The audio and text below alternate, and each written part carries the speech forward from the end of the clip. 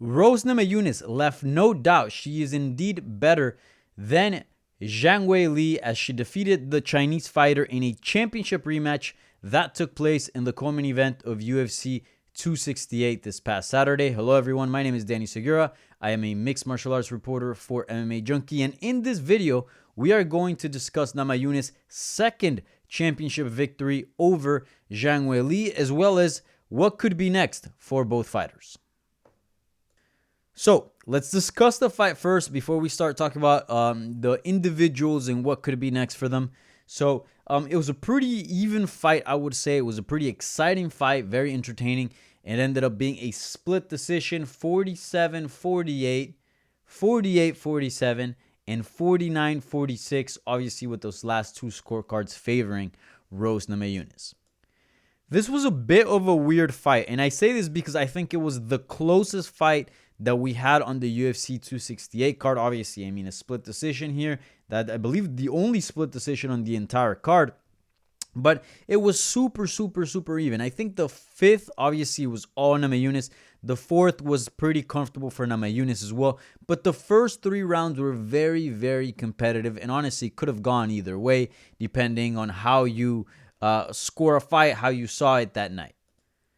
But all in all, I think Namajunas proved to be the better fighter. I think even in the rounds that were fairly close, in the first three rounds, the first 15 minutes of the fight, she had the edge on the striking department. I think she was much more accurate, connected just a lot cleaner, and just overall just had a better technique on the feet. Zhang Weili was swinging and missing a lot. The only thing that made those rounds competitive was that Zhang Weili did have some success in the wrestling, taking down Rose Namajunas and, landing a little bit of ground and pound, but not doing too much damage, but nonetheless, scoring that control time on top of Namajunas. Now, it switched over in the fifth as Namajunas took Zhang Weili down and was able to, be the dominant figure in the grappling department.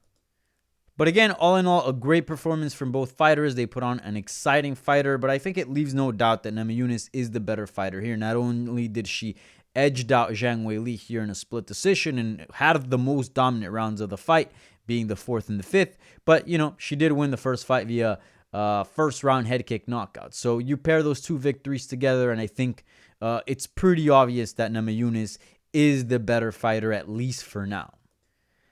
So let's talk about Zhang Weili before we finish off with Rose Namajunas. So she now has two back-to-back defeats to Rose Namajunas. This broke, I believe it was a 21-fight winning streak, which is pretty remarkable that Zhang Weili had. Obviously, in that 21-fight winning streak, she achieved a lot. Not only did she get in the UFC and become a top contender, but ended up winning the title against Jessica Andrade in August of 2019, and then defended it in a split decision win against Joanna Jędrzejczyk in that instant classic that they delivered in March of 2020, the last fight card that was, before this whole pandemic really affected the States and just all of a sudden, just in general, just America, right?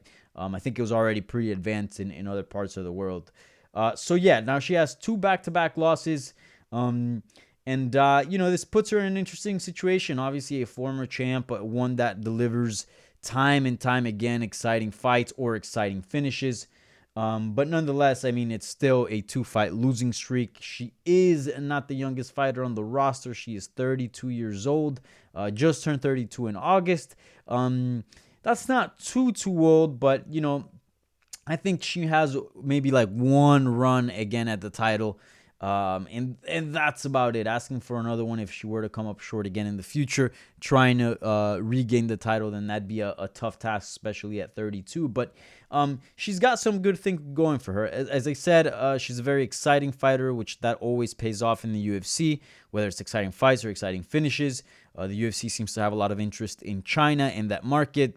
One of the main reasons why she got to the title so quick, she was pushed. One of the main reasons why I would say she's one of the bigger stars today in women's MMA, right? The UFC has certainly gotten behind her and promoted her plenty.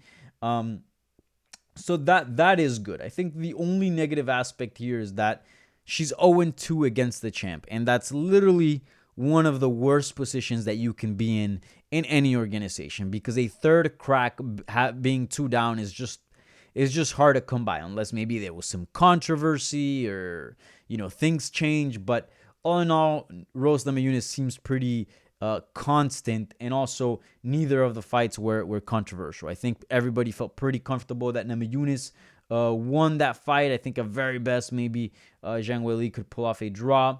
I don't think many people scored it for her. I did see some scores out there for Zhang, but even those people, I think, could understand that it could go to Namajunas given how close the bout was contested.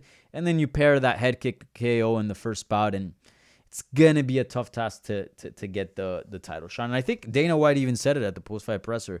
He said, it's gonna be a bit till we see her again in a championship bout. So, what's next for Zhang Weili? I think the good thing, as I said, is that she's a very exciting fighter. She's got a big name, so there's a lot of options. And 115 in the female division is stacked. And it's just a fantastic weight class. So a lot of options here for her. We know that Jessica Andrade, the former champion, former title challenger at 125 pounds, has plans of dropping back to 115.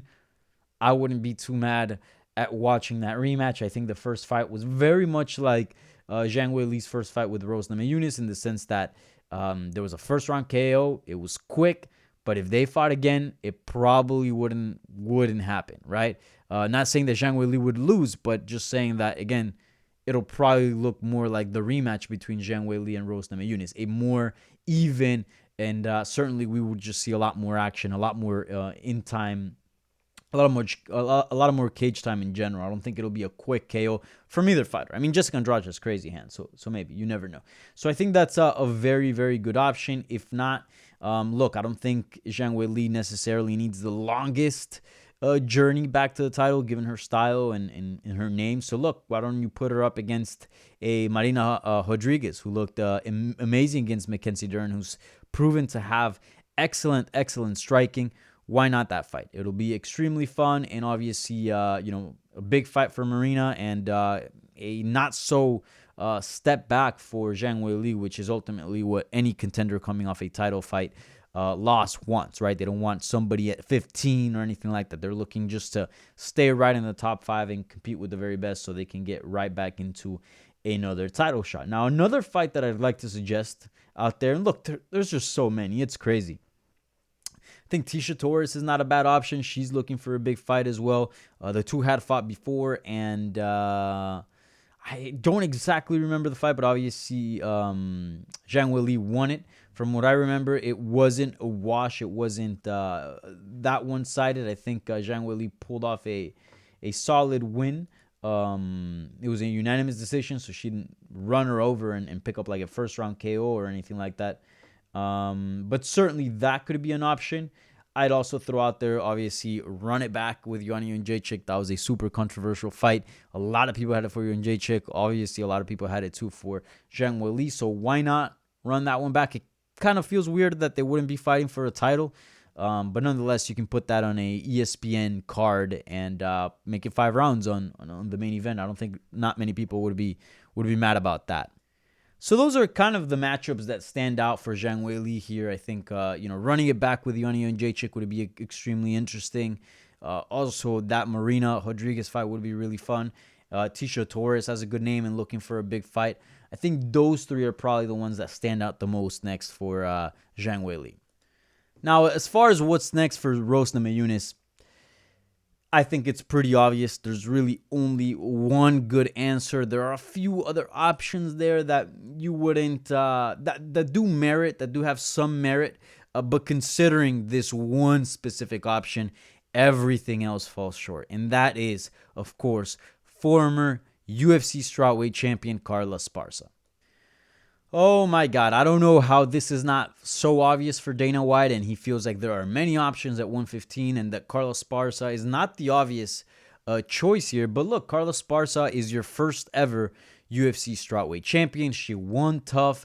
Not only that, but she does have a win over Rose Namajunas. Let's not forget about that. And she's currently on a 5-fight winning streak, and that includes wins over Alexa Grasso, former Invicta FC champion Michelle Waterson, current top contender Marina Rodriguez, current top contender Zhang Weili, which was a fantastic TKO finish. Let's not forget about that.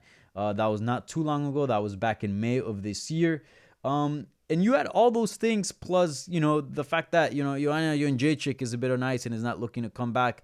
I mean, is there any other option? I would even dare to say that Carla Esparza is probably a bigger name, or at least a more respected name, than Marina Rodriguez, who seems to be the other candidate there. Look, I just think that in this case, Carla Esparza is the clear number one contender. And if anybody else at 115 pounds were to get the next title shot against Rose Namajunas, it'd be a complete robbery. It'd be criminal. It is extremely obvious, and just it just makes sense from all points that Carla Esparza should be next for the title. Why is Dana White being so hesitant about giving Carla Esparza a title shot and saying, hey, look, you shouldn't wait. You need to be fighting. I have no idea. Look, Namajunas had a pretty high-paced, somewhat grueling fight with Zhang Weili, but she wasn't battered. She didn't have any crazy cuts. She seemed pretty fresh. She didn't have to go to the hospital after the fight. She actually stayed and did the post-fight press conference, unlike Justin Gaethje and Michael Chandler. She does want to get that one back against Carla Esparza, and she's aiming for a fairly quick return. Why not make the rematch, Carla Esparza versus Rose Namajunas, in the first quarter of 2022? I mean, it's just so obvious. It is crazy to think that there's anybody else more deserving than Carla Esparza at this point. So yeah, we'll see what happens with both Rose Namajunas and Zhang Weili. I think for Zhang Weili, the future's bright. I mean, as far as matchups, there's so many exciting fights out there. 115 is just really one of the best divisions in the UFC, regardless of gender. So she's so exciting. I think that Andrade fight really, that rematch really has my attention. Obviously, a fight with Joanna Jędrzejczyk would be spectacular, but she also just seems to be interested in championship fights only. And I think if she's trying to get back to the belt, beating Zhang Weili, especially coming off 2 defeats to the champion, not necessarily the best way. Not the worst, but certainly not the best. I think if Joanna Jędrzejczyk wants a title fight, a quick way, look, just go out there, defeat Marina Rodriguez, who's the top contender right now outside of Carla Esparza, and then maybe you can get next after Carla Esparza, of course. As far as Rose Namajunas, as I said, I think it's pretty clear that Carla Esparza should get next. Hopefully that's the way the UFC goes as far as the 115 title picture, but UFC has works in very, very strange ways sometimes, so we'll see. Let me know what you guys think. I'm curious to see what you guys think if Carla Esparza is truly as obvious as I think she is as far as being the number one contender.